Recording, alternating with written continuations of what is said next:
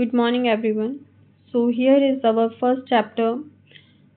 The heading is The Living World.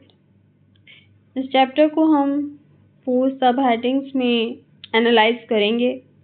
पहला है what is living, second is diversity in the living world, third is taxonomical categories and fourth is taxonomical aid. So how wonderful is the living world? The wide range of living type is amazing. The extraordinary habitat in which we find living organisms, be it in a cold mountain, deciduous forest, ocean, freshwater lake, desert, or hot springs, leaves us speechless. The beauty of a galloping horse, of the migrating bird, the valley of flowers, or the attacking shark evoke awe and a deep sense of wonder. The ecological conflicts and cooperation among members of a population and among population of a community, or even the molecular traffic inside a cell, make us deeply reflect on what indeed is life. This question has two implicit questions within it. The first is a technical one and seeks answers to what living is as opposed to the non-living, and the second is the philosophical one and seeks answer to what the purpose of life is. As scientists, we shall not attempt answering the second question. We will try to reflect on what living is.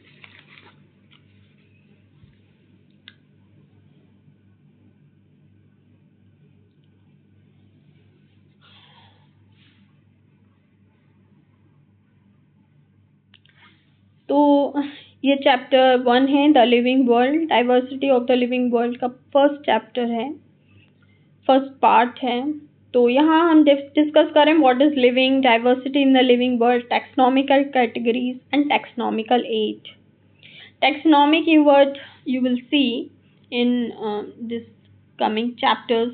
You will understand what is this taxonomy because it is the base of biology. Okay, so living organism जैसे कि micro organism हैं, plants, animals हैं, birds हैं, human being हैं. तो इनका starting में इस पैराग्राफ में जो कहा गया है वो पहली चीज़ the beauty of living world को डिफाइन किया है कि कितनी अमेजिंग लिविंग वर्ल्ड है जहाँ हम रह रहे हैं, जो हमें सराउंड कर रही है. तो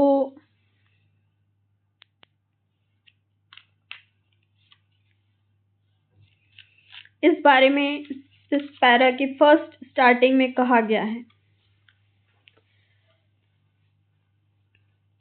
लिविंग ऑर्गेनिज्म की जब हम बात करते हैं तो लिविंग ऑर्गेनिज्म जो लिविंग वर्ल्ड में है, ये लिविंग ऑर्गेनिज्म अलग अलग हैबिटेट जो कहते हैं उसमें सरवाइव करते हैं. ह्यूमन बीइंग लैंड एरिया में रहते हैं,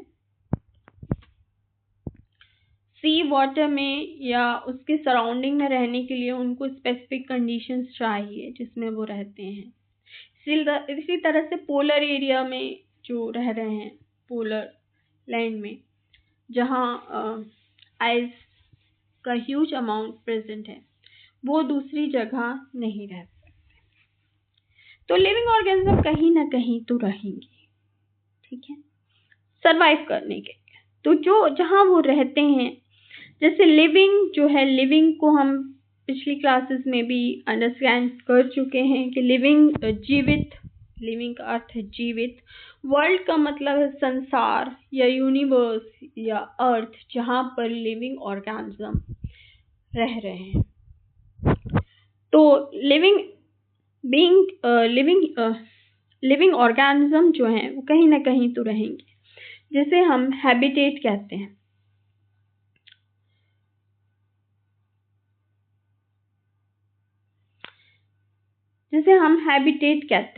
एक्स्ट्रा ऑर्डिनरी हैबिटेट, क्योंकि वो उस लेवल की होती हैं, वो हैबिटेट जो उस ऑर्गेनिज्म को सर्वाइवल में हेल्प करती हैं. ह्यूमन बीइंग लैंड एरिया में रहते हैं, पेंगुइन्स या शार्क या फिश जिनकी संख्या इतनी अधिक है जो वाटर बॉडीज में रहते हैं या पोलर एरियाज में रहते हैं, आइस के नीचे रहते हैं, वो अगर लैंड एरिया पे आ जाएं तो सर्वाइवल ह्यूमन के लिए बहुत मुश्किल हो जाएगा, क्योंकि उनकी संख्या बहुत अधिक है। तो इसीलिए ये हम लोग कम्युनिटी बैलेंस बना के, इकोलॉजिकल बैलेंस बना कर अपने अपने हैबिटेट में सर्वाइव करने का प्रयास कर रहे हैं। ये जो डाइवर्सिटी है, ये जो इकोनॉमिकल बैलेंस है, यही इस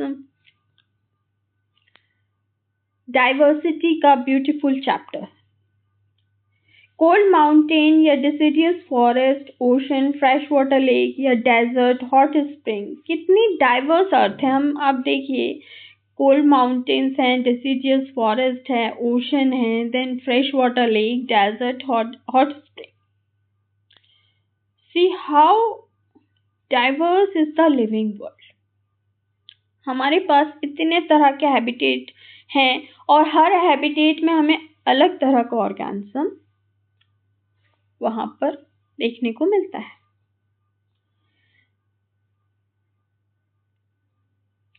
जितनी डाइवर्स यहाँ की हैबिटेट है, उतनी डाइवर्सिटी हमें लिविंग ऑर्गेनिज्म में भी देखने को मिलती है। गैलोपियन हॉर्स, एक जो गैलोपियन वर्ड मैंने आपको मार्क करने को कहा था, तो आपको पता ही है कि जो गैलोपियन का मतलब होता है जो दो तेज दौड़ने वाले घोड़े, the horses, the running horses. तो इकोलॉजिकल कॉन्फ्लिक्ट क्या है? इकोलॉजिकल कॉन्फ्लिक्ट जो है आपका,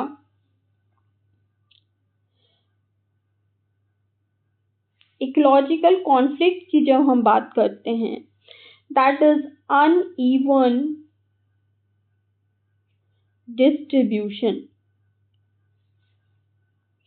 परिस्थितिक संघर्ष जो है, that is called ecological conflict. पर्यावरण संसाधनों का या पर्यावरण संसाधनों की असमानता को हम इकोलॉजिकल कॉन्फ्लिक्ट कहते हैं। पर्यावरण संस्थानों का असमान वितरण। देन कॉर्पोरेशन इज सहायता। Then what is molecular trafficking inside a cell? Movement of the molecule within a cell that allow proper function of each organ is molecular trafficking inside the cell. Then there arises a question, what life is? So life is a vital and functional being from a dead body. Dead body हमें पता है that cannot move, that cannot survive, that cannot breathe. So, the person who is moving, respiring, reproducing is alive. So how simple is the definition of the life? But according to us, क्या हम life की definition को ऐसा देखते हैं? ये एक बहुत important question है। Any system capable of performing function, eating, metabolism, excrete, breathe, move, growth and reproduce is alive. जिसमें दो क्वेश्चंस आते हैं, लिविंग एंड नॉन लिविंग।